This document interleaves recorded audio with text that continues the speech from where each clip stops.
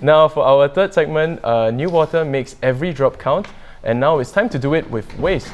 Now Singapore announced its first zero waste master plan last month. The plan targets to send about 30% less waste to the Semakau landfill by 2030 to help Singapore's one and only offshore landfill last longer than the projected 2035. Now earlier this month, the Resource Sustainability Bill was also passed in Parliament. The new bill aims to compel large waste producers to reuse and recycle more. Now, if you've just joined us, Audrey here is ST's environment correspondent, and we are talking about why the war on waste now. So, hi Audrey. Hi, again. Again. Now, I mean, the war on waste, what's your take about it? Why now? So the government has designated this year as Singapore's year towards zero waste. And I think there have been numerous initiatives that's been rolled out since then. One of the main reasons would be, firstly, that Singapore is producing a lot more waste than before. So figures from the National Environment Agency shows that the amount of waste disposed of in Singapore has gone up 7-fold over the past 40 years. Yeah, so last year, we generated 7.7 million tons of waste. So that's equivalent to 15,000 Olympic-sized swimming pools. So we are producing more. And where do we dispose of that? So we only have one landfill in Semakau Island, which is off our southern coast. And initially the landfill was supposed to last us until 2045, but this lifespan has already been shortened from 2045 to 2035.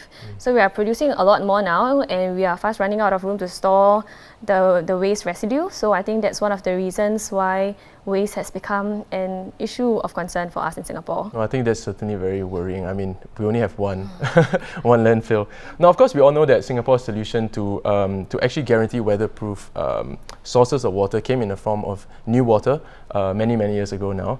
And similarly, how can we squeeze more out of waste? What can we look forward to from the Resource Sustainability Act? So with newater, the National Water Agency, PUB's goal is to reuse every drop of water endlessly. So everything the same drop of water can be used again and again in the water loop.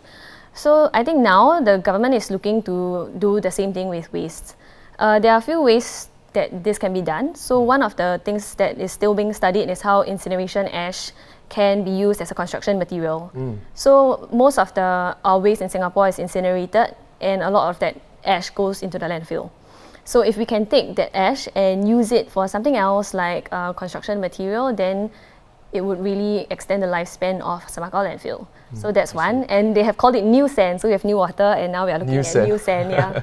So another thing is Dr. Amy Khor, the Senior Minister of State for Environment and Water Resources, in Parliament she mentioned how if Singapore were to recover and reuse the materials in electronic waste, we can actually reap $40 million for our economy.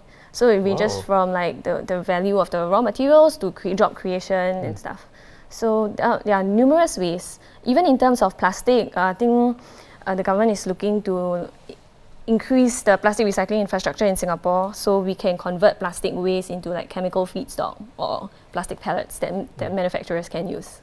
I think, Audrey, since primary school, I mean, we've always heard about the 3 Rs, reduce, reuse, recycle. But, all these plans sound really good on paper, but I think there is still a crucial gap, which is how to get people to do the first of the 3 Rs in the first place, which is to reduce their usage, and how do the authorities actually plan to combat this? Because I think this is a major problem. Yeah, I agree with you completely that a lot of people sometimes forget the first of the 3 Rs is to reduce consumption in the first place. There is no legislation that would compel individuals to reduce the amount of resources they consume. But what is being done now is a lot of like ground up approach. So NEA has, in June this year, they rolled out a Say Yes to Waste Less campaign at a number of premises island-wide to get people to reduce the amount of disposables used. And just this week on Monday, NTUC FairPrice, a supermarket chain, they started charging people for plastic bags in a month-long trial at 7 of its outlets. So the plastic bag surcharge that they have implemented is on a per-transaction basis, where people pay 20 cents at FairPrice outlets and 10 cents at Cheers and FairPrice Express outlets if they use plastic bags. Also, they just pay a flat fee and... Yes, it's a per-transaction rate. So initially, I thought it was like, why not just charge per plastic bag? But then after looking at some of the comments on social media, you can tell that people really like their plastic bags. So I think it's a good first step the first of the 3 Rs. So anyway, a lot of these things are really ground up now. Even from civil society's perspective, there's like BYO campaigns or petitions started by individuals to get people to use less and use less plastic straws and stuff like that. Well, I think honestly, I think the war on waste is one of those things that we have to keep fighting. It's never going to end, honestly. So anyway, thanks Audrey for talking to us a bit about what the future looks like for Singapore's war against waste. Those were the top stories of the day. For more news and videos, do log on to our website. It's www.straitstimes.com. Now once again, I'm Dylan, and join us next Monday for more stories on The Big Story.